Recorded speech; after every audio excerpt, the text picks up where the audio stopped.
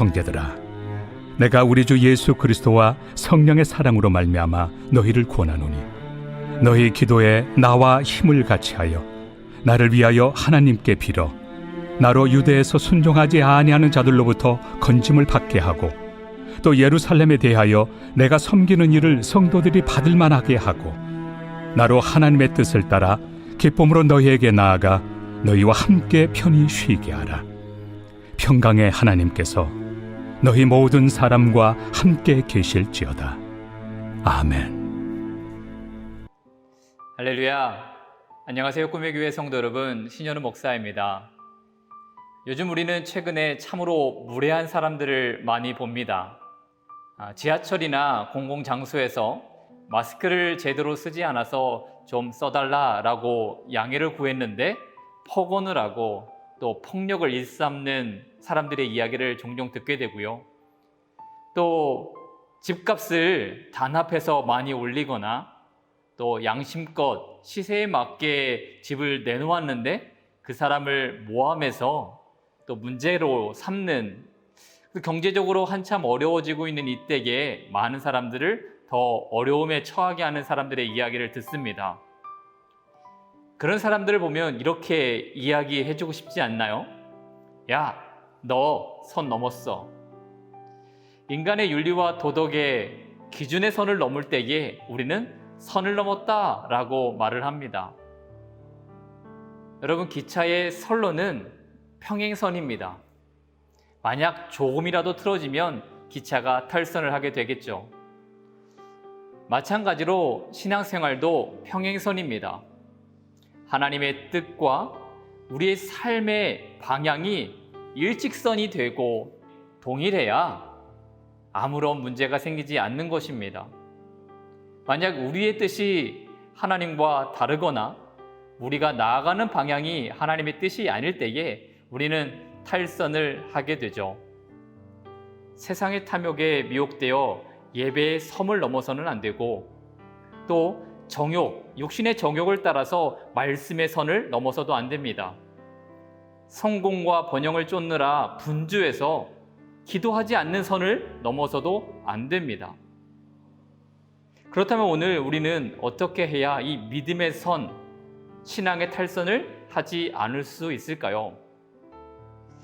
아이러니하게 우리가 신앙의 선을 넘지 않는, 탈선하지 않는 삶을 살려면요, 믿음의 선은 넘어야 됩니다.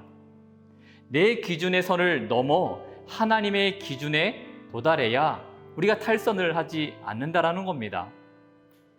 오늘 본문 말씀에 사도 바울은 그의 인생의 모습을 통해서 탈선하지 않는 인생, 그것이 얼마나 복된 인생인가를 우리에게 보여주고 있습니다. 원래 사도 바울은 서바나, 그러니까 지금의 스페인, 유럽의 땅끝까지 복음을 전하는 것이 그의 사명이고 목적이었습니다. 그런데 그의 목적지, 방향을 잠시 내려놓고 예루살렘으로 향하는 바울의 모습을 보게 됩니다.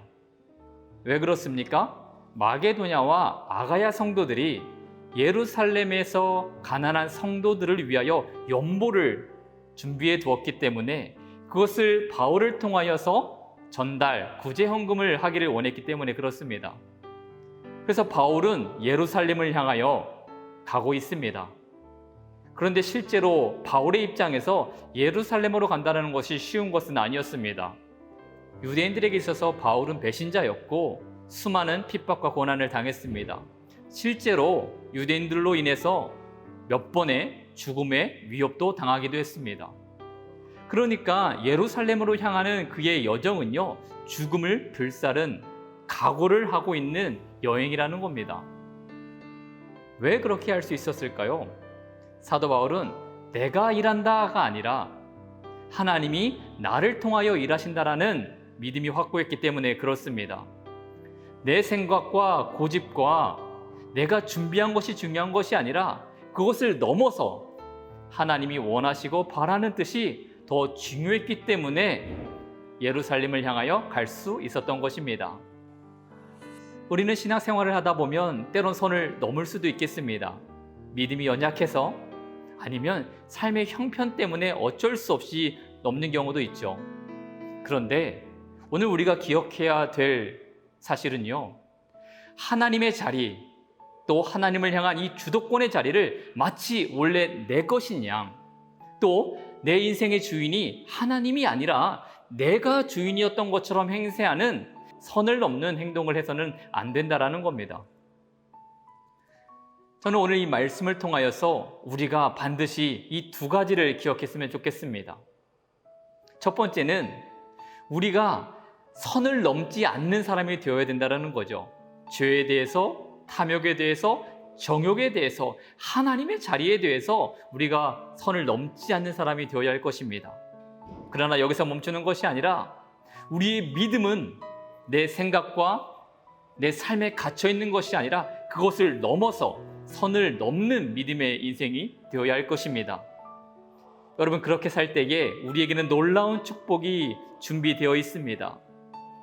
32절에 사도 바울은 이렇게 소망하며 고백을 했죠. 나로 하나님의 뜻을 따라 기쁨으로 너희에게 나아가 너희와 함께 편히 쉬게 하라. 여러분, 하나님의 뜻을 따라 살면서 누리는 기쁨이 여러분 삶에 충만하기를 원합니다. 그리고 우리 꿈의 교회 공동체를 통해서 우리 성도들과의 교제를 통해서 평안을 누리고 안식을 누리는 저와 여러분들이 되었으면 좋겠습니다. 기도합니다. 하나님, 오늘 우리는 믿음의 선은 하나님의 기준에 맞추어서 살아가야 하고, 하나님, 이 시대가 원하는 삶이 아니라 오직 하나님이 원하시는 믿음의 분량에 이르는 삶을 살아야 할 줄을 믿습니다. 저희들 힘이 없습니다. 연약합니다. 우리를 붙들어 주셔서 성령으로 충만케 하여 주시고, 하나님, 우리 인생의 죄로 탐욕으로 넘어지지 아니하도록 불신앙의 선은 넘지 않는 저희가 되도록 하여 주시옵소서. 감사하며 예수님의 이름으로 기도합니다. 아멘.